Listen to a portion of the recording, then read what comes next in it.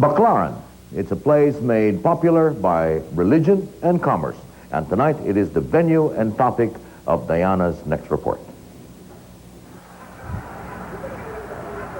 Wednesday is Baclaran Day. Tuwing Miyerkules, maraming nagtitipon dito para magsimba, magtinda at mamili. Sa kabila ng fiesta atmosphere ay santambak ng problema.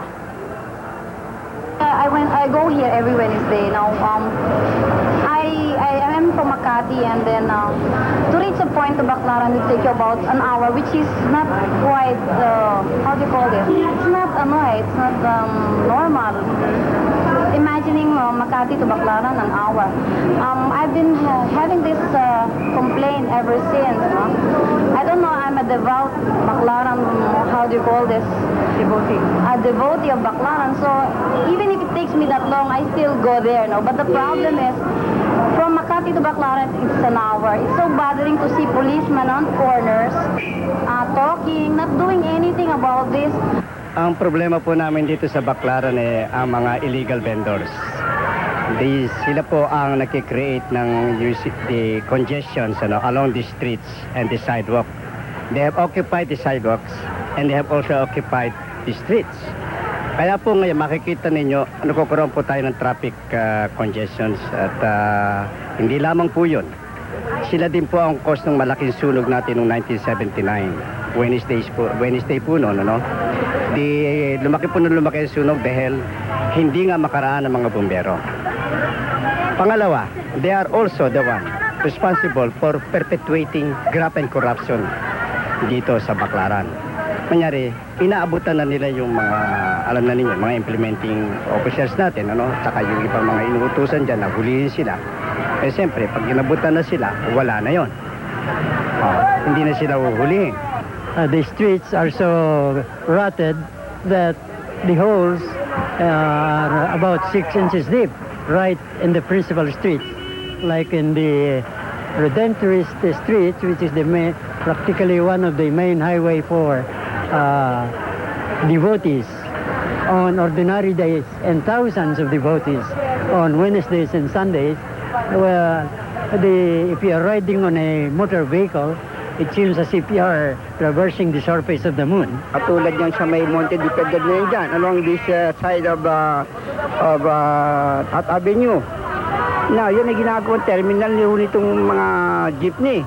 They take passengers, and they should not be taking passengers because they clog the streets. That is impeding the flow of traffic. Also, dito rin sa streets here along Aguara, meron mga double parking dyan ng mga jeepney. Along the streets here at Dimasalang, they also have the same problem of double parking of jeepneys. And also, during a little late at night, along there at sa Ibarra Street, ganyan din ang ginagawa ng mga jeepney dito.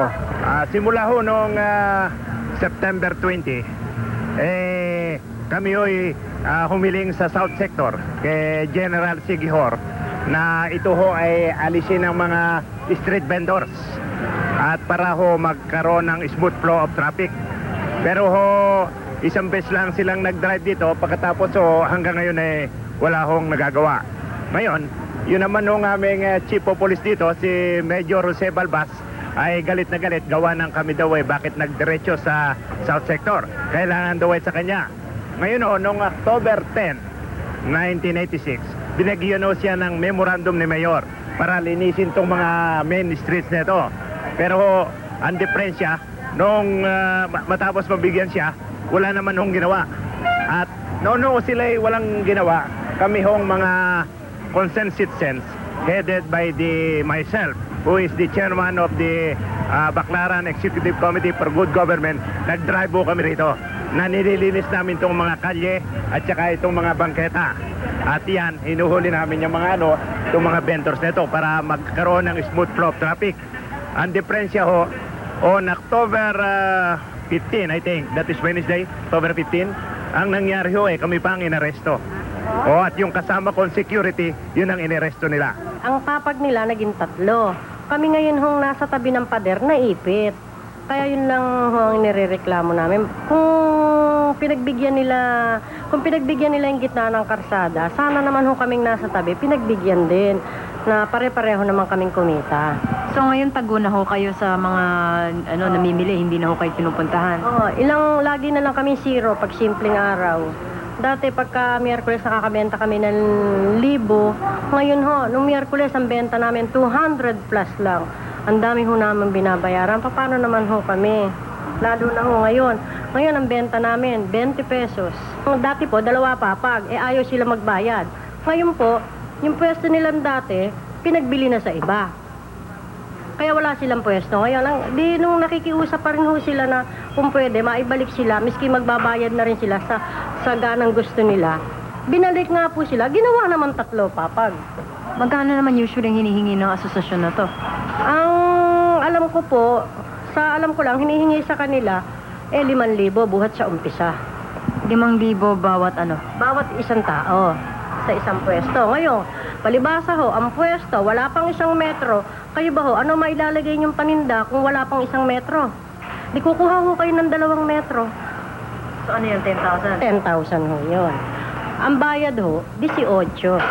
Ewan ko lang po ngayon, di ko lang po alam. 18 bawat Yung wala pang 1 metro. 18, isang araw. Makikita ninyo ang ating basura dito sa Baclaran. Yung kanilang yung mga plastic ayan, mga nakatapon po dyan. Wala man lamang order. They are not regulated. We do not want to deprive them of their livelihood. Alam naman namin yung iba dyan ay mahihirap. Pero ang gusto lang po namin, magkaroon naman ng sense. Ang nangyayari po ngayon wala na chaotic ang ating sitwasyon. Mahirap ang buhay sa Baclaran. Para sa mga residents, para sa mga legitimate stall owners, para sa mga pumupunta rito.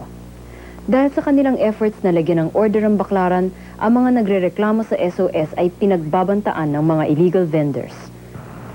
Sari-saring reklamo ang narinig natin ngayong gabi. Sa susunod na linggo, tignan naman natin kung ano ang isasagot ng mga kinauukulan. Diana Legaspi, nag-uulat para sa SOS.